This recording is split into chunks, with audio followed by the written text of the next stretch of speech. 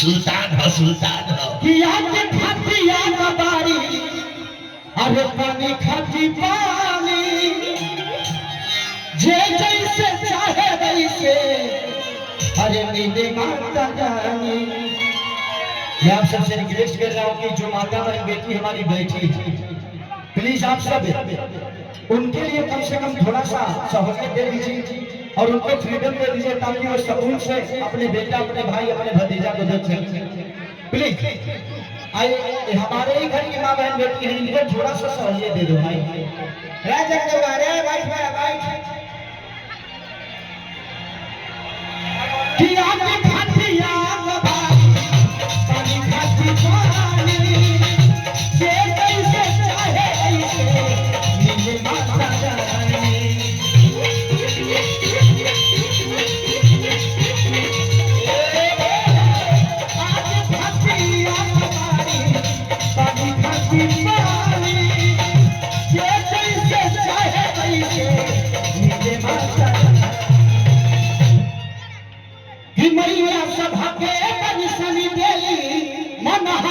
जय हो जय हो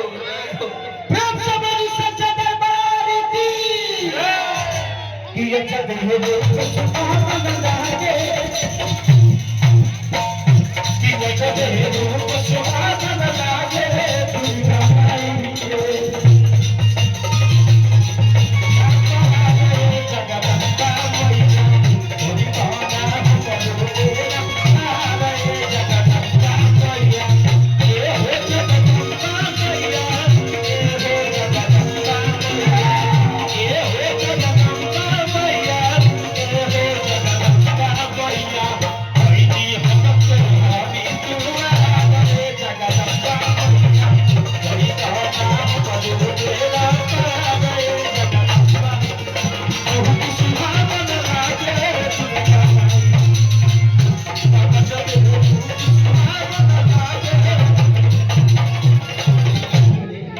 कैसे लिखनी है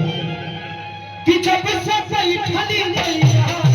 आके पंडाल में अपने जब उठा देखा बातें प्यारे लाल में अरे जब से बैठली मैया आके पंडाल में